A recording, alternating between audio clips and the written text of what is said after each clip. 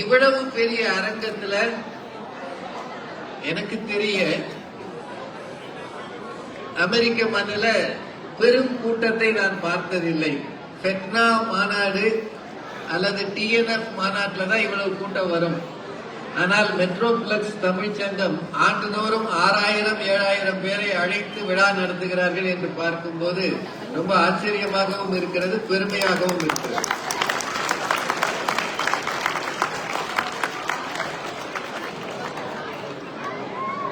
என்ன சனிக்கிழமை கூட்டம் மெல்லத்தான் வரும்.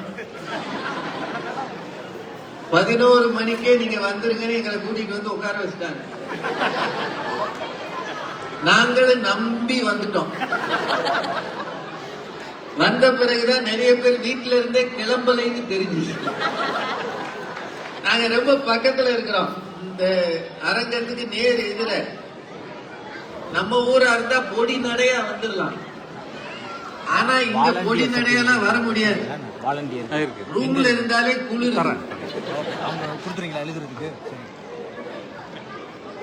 நம்ம கொண்டு வந்த பேக்ல என்னென்ன சட்டை இருக்கோ இது எதுக்கு, அது வேணாம்னா இதுவா? ஏமா ஒரு ஆளுக்கு 2-3 மைக் எதுக்கு? இல்ல இல்ல, எனக்கு தேவை இந்த மானிட்டர்ல கொஞ்சம் வாய்ஸ் ரைஸ் ஆகணும், அவ்வளவுதான். இந்த மைக்கு அப்புறம் வர்ற போற மைக்கெல்லாம் வச்சுக்கிட்டு என்ன பண்ண, ஒரு மைக் போதும். அதனால நாங்க எத்தனை லேயர் ட்ரெஸ் போட்டாலும் அப்புறமும் குளிர். ரொம்ப யோசனை குளிக்கலாமா வேணாமான்றது. நான் இங்க பல பேர்த்த கேட்டேன், அப்படி ஒண்ணும் அவசியம் இல்லைன்றாங்க. நாங்கெல்லாம் சாயந்தரம் போல வாய்ப்பு இருந்தா குளிப்போம். we'll take a shower. இது நம்ம ஊர்ல குளிக்கிறதுன்னு சொல்லுவோம். இங்க எல்லாமே ஷவர் தான். நம்ம we'll take a shower. நம்ம ஊர்ல ஷவர் எடுப்போம்னா அவன் சிரிப்பான், ஷவரை கழட்டிட்டு போறதுன்னு நினைப்பான். நம்ம தண்ணி அள்ளி கேண்டி ஊத்தி தேய்ச்சி குளிச்சு பழகி இருக்கோம். இது எல்லாமே வேடிக்கை இருக்கு. ஆனா ஒரு விஷயம் என்னன்னா, இந்த தண்ணியில குளிச்சோம்னா உடனே போயிடுது, அது ட்ரை ஆயிடுது. நம்ம ஊர்ல என்ன தொண்டு வச்சு தேய்ச்சாலும் போக மாட்டேங்குது. அந்த தண்ணியோடைய அமைப்பு வேற, இந்த தண்ணி வேற. என்னையா ஒரே அளவுல வைங்கய்யா, மைக்கு மேல போகுது கீழே வருது, விண்வெளியில இருந்து பேசுற மாதிரி வாய்ஸ் 2-3 வருது பாத்தீங்களா? இந்த ஆள் கீழே உட்காந்து படம் பார்த்துக்கிட்டு இருக்காரு.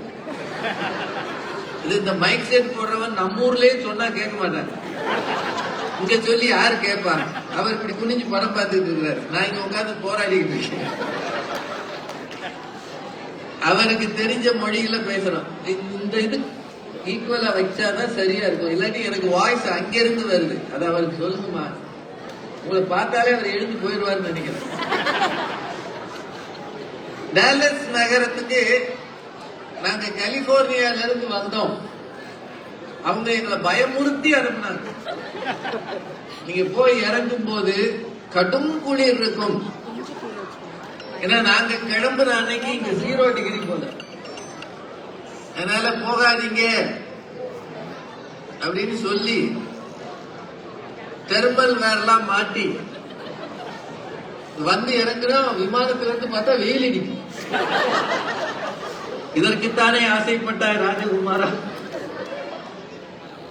ரொம்ப வித்தியாசமான ஒரு ஊர். உங்க மாகாணம் தான் இங்க இருக்கிறதுல பெரிய மாகாணங்கள் ஒன்றுன்னு நினைக்கிறேன். கார்ல கடந்தாலே 6-7 மணி நேரம் ஆகுமாம்ல. அது எல்லாத்த விட நிறைய இந்தியன் ரெஸ்டாரண்ட்ஸ் இருக்கிற ஊர் உங்க ஊராம்ல. எல்லா ஊரையும் பார்க்கறதுக்காக போவாங்களாம். இந்த ஊருக்கு தான் சாப்பிடுறதுக்கு.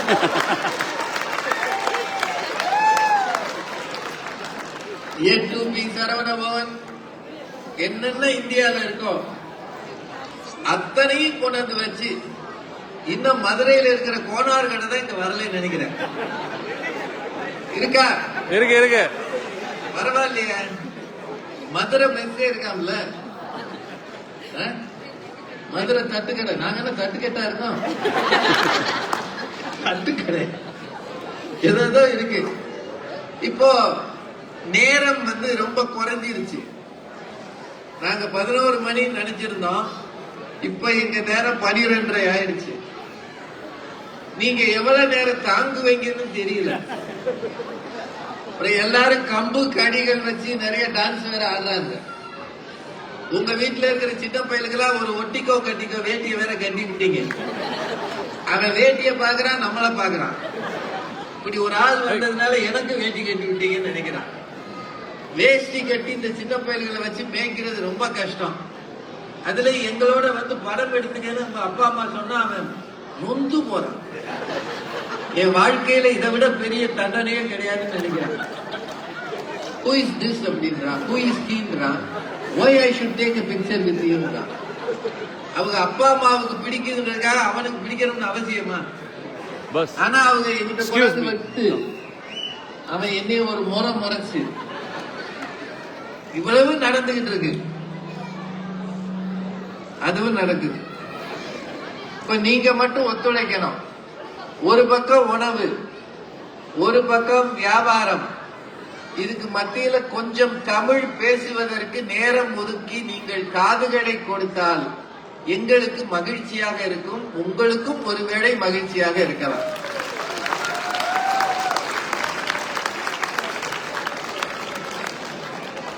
பத்தாயிரம் மைலுக்கு அப்பால் இருக்கிற ஒரு ஊர்ல ஏறக்குறைய 2000 மெம்பர்களை வைத்து ஒரு தமிழ் சங்கம் இயங்குகிறது என்றால் உண்மையிலேயே தமிழகத்தில் கூட இப்படி அமைப்பு இல்லை என்று பார்க்கும்போது பெருமையாக இருக்கு. 2000 மெம்பர்கள் இருக்கிற அமைப்பு தமிழகத்தில் குறைவாக தான் இருக்கும். ஆனா மொழிக்காக, மக்களுக்காக, அவர்களின் தேவைகளுக்காக எத்தனையோ வேலைகளை செய்வதற்காக ஒரு அமைப்பு 40 ஆண்டுகளுக்கு மேலே இங்கு நடந்து வருகிறது என்றால் இதை தொடங்கி வைத்தவர்கள் இன்னைக்கு 47 வருஷமோ 48 வருஷமோ சொல்றாங்க. ஆனா இன்று இருப்பவர்கள் அதை மேலே கொண்டு வந்திருக்கிறார்கள். ஒரு 40 ஆண்டுகளுக்கு முன்னால் இங்கு வந்தவர்கள் இதை தொடங்கி இருக்கிறார்கள் பாருங்க. அந்த ஒவ்வொரு பெருமக்களையும் இந்த நேரத்தில் நினைத்து வணங்கி நன்றி சொல்ல.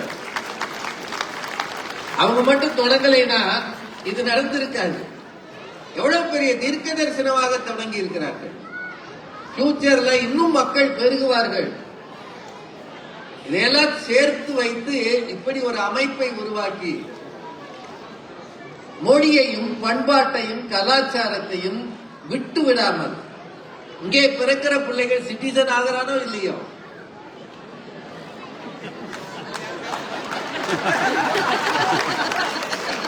அவன் தமிழனாக இருக்க வேண்டும் என்ற ஆசையில் 40 ஆண்டுகளுக்கு முன்னால் தொடங்கி இருக்கிறார்களே அந்த பெருமக்களை உண்மையிலேயே வணங்க வேண்டும், பாராட்ட வேண்டும்.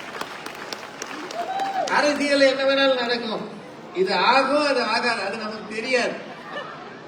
ஏற்கனவே தாய்மார்கள் எல்லாம் ஆஸ்பத்திரிக்கு போயிட்டு இருக்காங்க.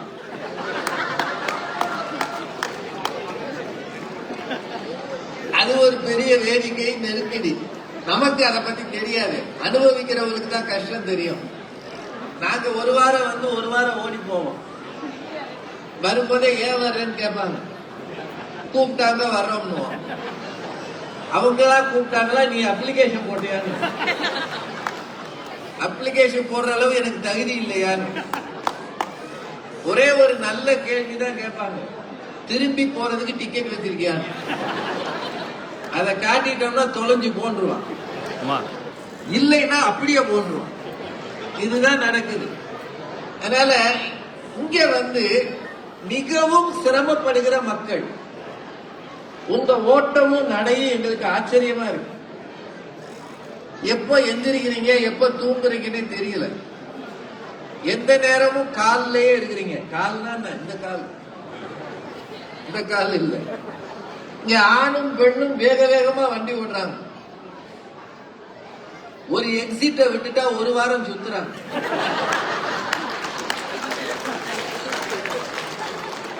அதுக்கப்புறம் மீண்டும் அந்த எக்ஸிட் வர்றதுக்கு 365 நாள் ஆகும் போல. Exit to exit, you have to exit. யாரும் அட்ரஸ் தெரிஞ்சு போறது இல்ல.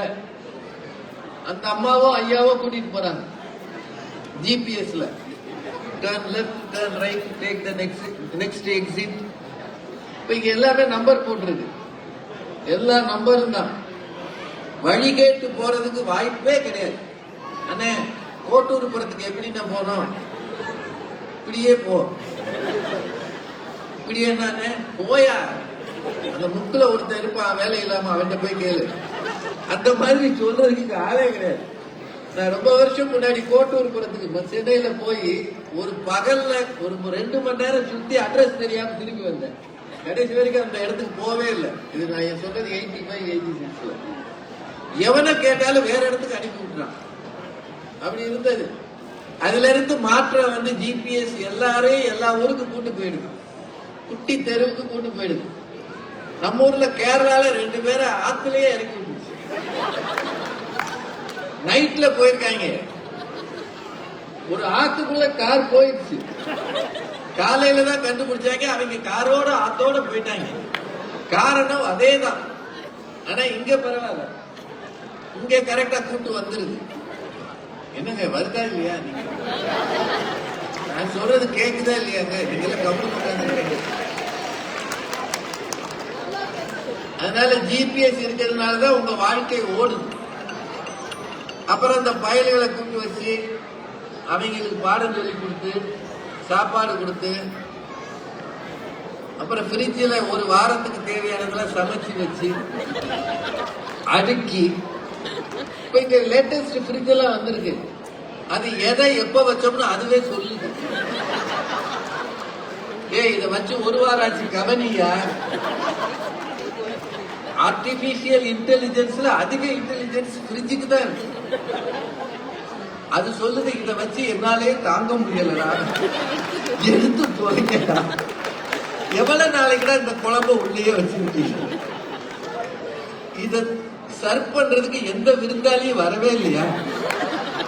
எவனாவது ஏமாளி விருந்தாளி வந்தானோ ஊத்தி அனுப்புங்கடா, இனிமே அவன் வரவே மாட்டான். அப்படியெல்லாம் சொல்லுது. அது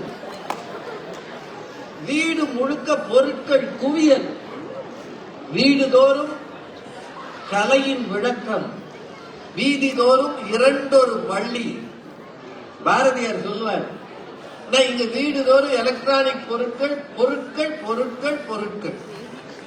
எந்த நாட்டுக்கு போனாலும் அங்க இருந்து ஒன்ன வாங்கிட்டு வந்துடுறது, வாங்கிட்டு வந்து வச்சிடுறது. பிரம்மாண்டமான வீடுகள், பெரிய பெரிய கார்கள், எல்லாத்தையும் பார்க்க சந்தோஷமா இருக்கு. என்ன எங்களை மாதிரி வர்றவங்களுக்கு எப்ப தூங்குறது எப்ப எந்திரிக்கிறதுன்னா தெரியும். எந்நேரமும் தூக்கம் வருது, எந்நேரமும் வரமாட்டேங்குது. பகல்ல எல்லாம் நல்லா வருது. இப்ப எங்களை கூட்டிட்டு வந்து தலைவருக்கு உட்கார வச்சுட்டாரு, வந்தோடனே தூக்கம் வந்து. அதனாலதான் கெஞ்சினேன், எங்களை மேடையில உட்கார வைங்கய்யா, அந்த வெளிச்சத்திலேயாவது தூக்கம் போயிடும். போய் பெட்ல தூங்குனோம்னா தூக்கம் வர மாதிரி. நிஜமாங்க, நாங்களும் வந்து ஒரு 8 நாள் ஆச்சு, முழுசா ஒரு ராத்திரி தூங்க முடியல. ஊருக்கு போனாலும் இதே கதிதான் போல. ஜெட்லாக்ன்றது என்ன பாடுபடுத்துதுன்றது எங்களுக்கு தெரியுது. இதுக்கு மத்தியில ஒரு பட்டிமன்றத்தையும் போட்டு எங்களை கொண்டாந்து உட்கார வச்சிருக்கிறாங்க. தலை இந்த ஓரத்தில் இருக்கிற பேச்சாளர்கள் எல்லாம் கொஞ்சம் நிறுத்துங்க.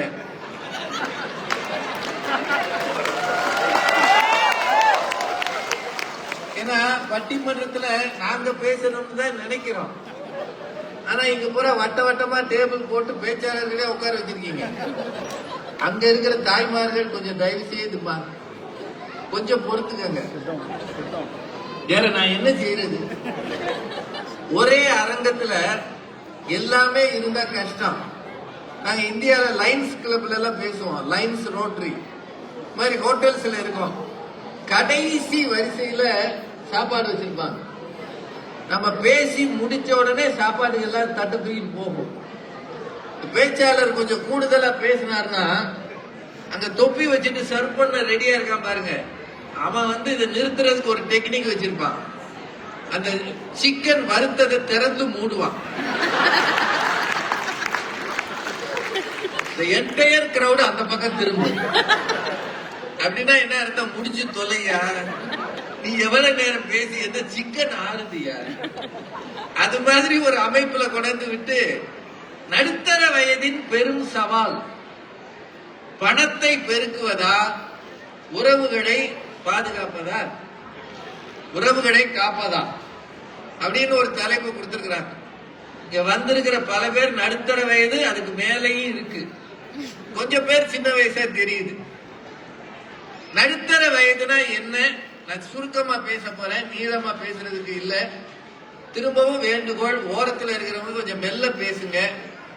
ஒருவேளை பிரசிடென்ட் கிட்ட இருந்து உங்களுக்கு ஏதாவது போன் வந்தாலும்,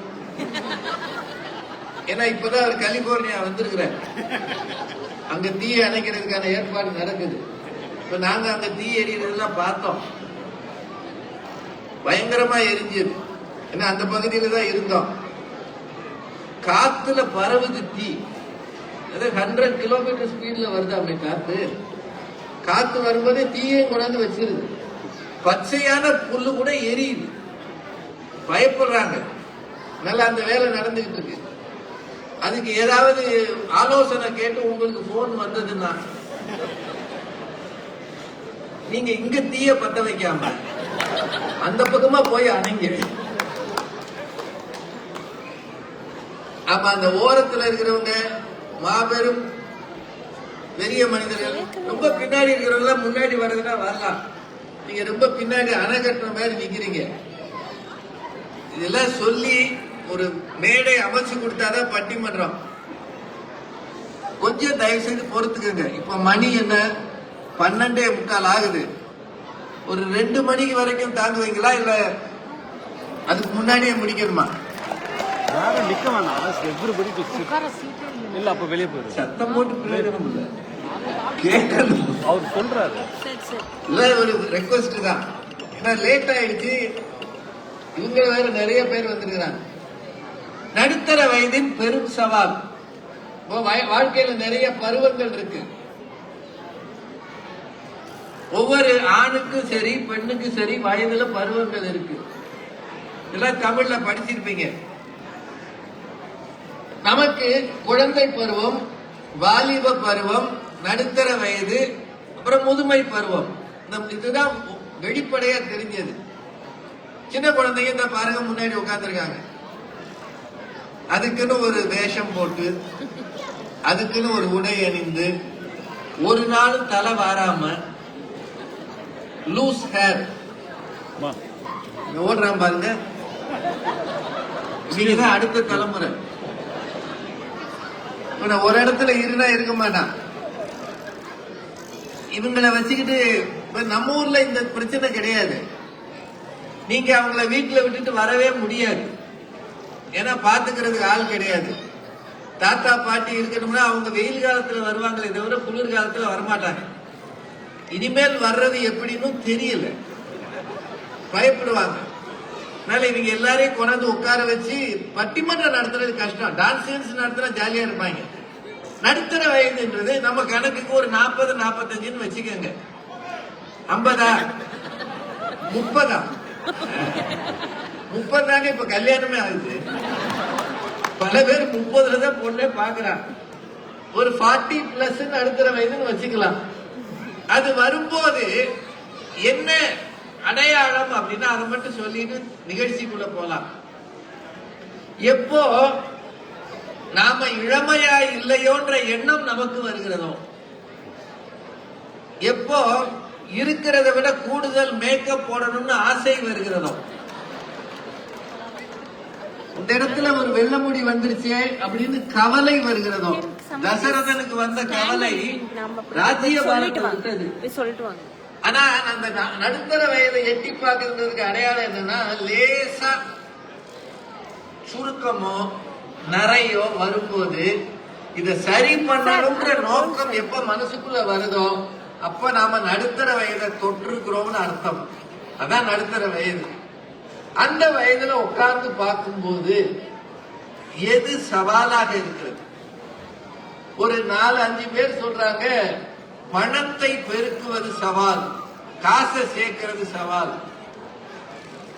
ஏன்னா அப்பதான் எதிர்காலத்தை பத்திய பயம் வரும்.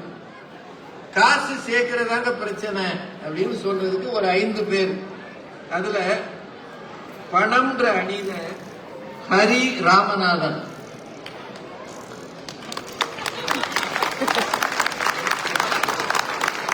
ஏங்க ஒரு சின்ன பையனுக்கு இவ்வளவுதான் கேட்டுருக்கேன்.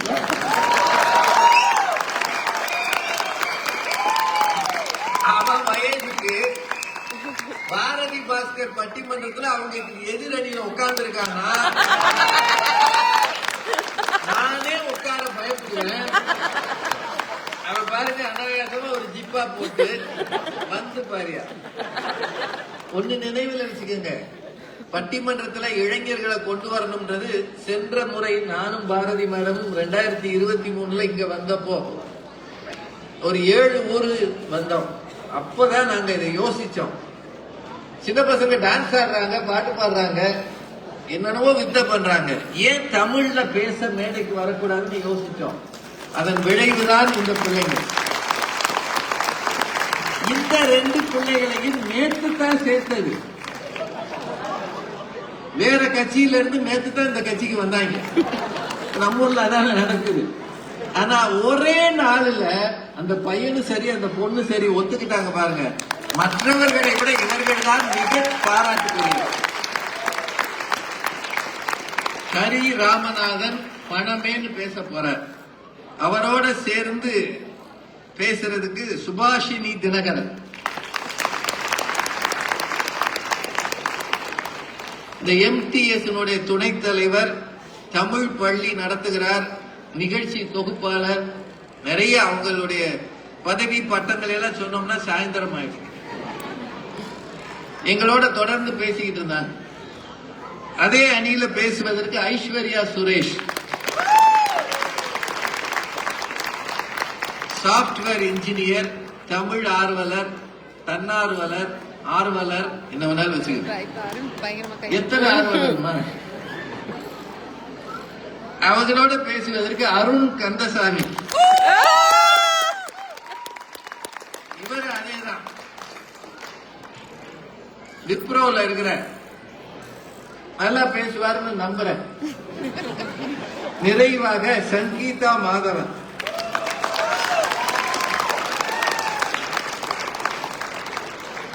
அவங்க ஒரு மென்பொறியாளர். அப்புறம் நிறைய பேசுறாங்க, நிகழ்ச்சி தொகுத்து வழங்குறாங்க. நேத்துல இருந்து ரொம்ப டென்ஷன்லயே இருக்காங்க. ஏன்னா மேடைக்கு வந்து பேசுறதுன்றது எளிமை கிடையாது. அது இவங்கதான் பாரதி மேடத்துக்கு முந்தி பேச போறாங்க. அதனால ஏகப்பட்ட பாதுகாப்புகளோட வந்திருக்காங்க. இல்லங்க, பணம் எப்படினாலும் வருவியா? காசு இல்லாமல நாட்டுல இருக்கான்,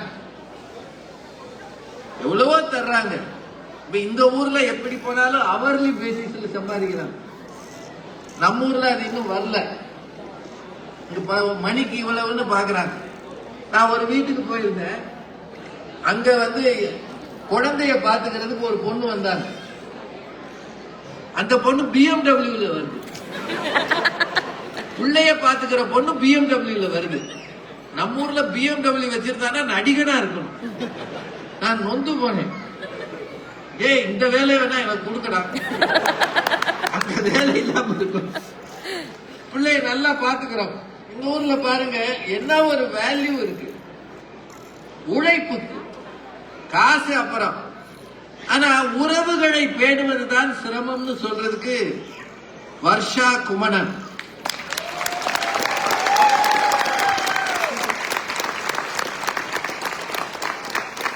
இந்த இளப்பிள்ளைகள் மேடைக்கு வந்தாதான் இவர்களை மாதிரி அடுத்த தலைமுறை முன்னாடி வரும். அதுக்காக தான் இந்த ஏற்பாடு. இதற்கு ஒத்துக்கிட்ட தமிழ் சங்கத்துக்கு ரொம்ப நன்றி. வர்ஷா குமணனுக்கு அப்புறம் அந்த அணியில பேசுறதுக்கு திவ்யா பத்மநாபன். அவங்க மென்பொறியாளர், மென்பொருள் பொறியாளர், தமிழ் ஆர்வலர், வானொலி காணொலி தொகுப்பாளர், நிறைய இருக்குங்க. அப்புறம் இந்த அணியில பேசுறதுக்கு உண்ணாமலை சுப்பையா. கொஞ்ச நேரம் முன்னாடி இந்த மேடையில பேசிட்டு இருந்தாங்க. காரைக்குடிக்காரங்கன்னு முகத்தை பார்த்தாலே தெரியும். உட்காருங்கம்மா. ஏன்னா சில பேர்கள் அந்த ஊர்ல தான் இருக்கும்.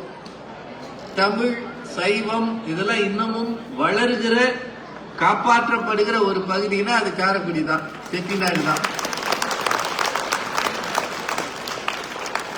அப்புறம் இன்னும் 100 வருஷம் ஆனாலும் அவங்களுடைய அச்சு அசல் மாறாது.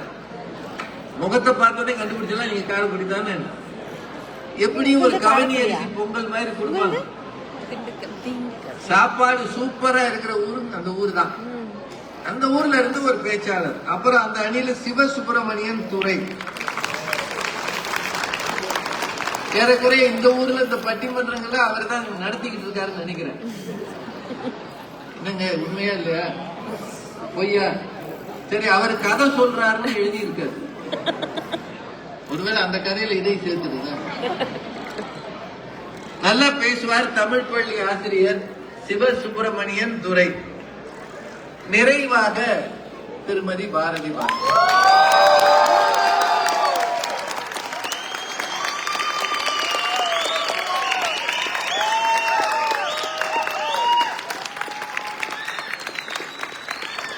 எங்க போனாலும் இதேதான்.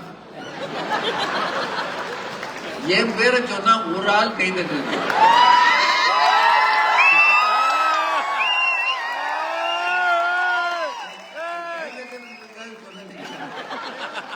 எனக்கு எவ்வளவு பெருமையா இருக்குன்னு சொன்னேன். சாண்டியாகோல அவங்க பேசினப்போ அப்படி ஒரு ஆர்வம். இதனால ஒண்ணு இல்லைங்க, நாங்க ஒன்னும் இசை கருவிகளை வச்சுக்கிட்டு வரல. ரொம்ப காலம் கஷ்டப்பட்டு யாரோ ஒரு குரு கிட்ட போய் உட்கார்ந்து பாடம் கற்றுக்கொண்டு தியாகராஜ கிருதியோ பாபநாசம் சிவன் கீர்த்தனையோ எடுத்துக்கிட்டு வரல. உடம்ப வளைச்சு நெளிச்சு டான்ஸ் ஆடி நிக்கல.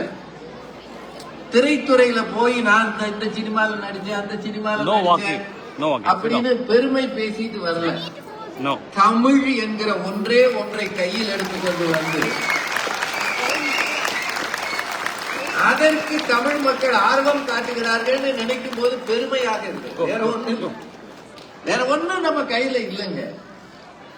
ஒவ்வொரு பயணமும் பெரும் சிரமம். இங்க வந்து தங்கவும் முடியாது எங்களுக்கு. இன்னைக்கு சாயந்தரம் இங்க இருந்து கிளம்பி நியூ ஜெர்சிக்கு ஓடணும்.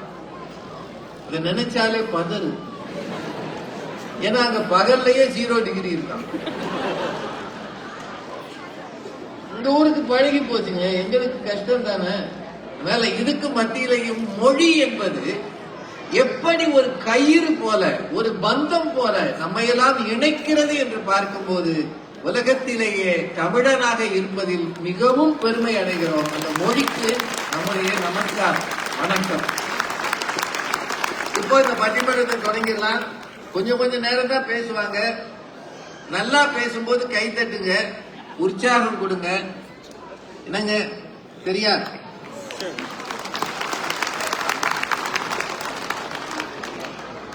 எப்படியாவது நல்லா பேசினாதான் கை தட்டணும். பேசினாலே கை தட்டுங்கன்னா நீங்க கை தட்டி உட்கார வச்சிருவீங்க. பேச்சுல சுவை இருந்தால் கை தட்டுங்க. ஒரு சிரமமான தலைப்பு இது. ஆண்களா பெண்களா மாதிரி தலைப்பு போட்டா கை தட்டி ரசிச்சிருவாங்க. ஏன்னா ஆணு பெண்ணு சண்டை போறது ஈஸி. இது அப்படி இல்ல. மிட் லைஃப் கிரைசிஸ் ஆங்கிலத்தில் சொல்லுவாங்க இல்லையா? ஒரு ஸ்டேஜ் வரும்போது we are at cross roads. இப்போ உங்களுக்கு எல்லாம் ஒரு பிரச்சனை இருக்கும், இங்கேயே இருக்கிறதா இந்தியாவுக்கு போறதா இருக்குல்ல. இது வந்த நாள்ல இருந்து இங்கேயே இருக்கணும்னு தோணும், போகணும்னு தோணும். ஒரு நாள் நீங்க முடிவெடுக்க போறது இல்ல.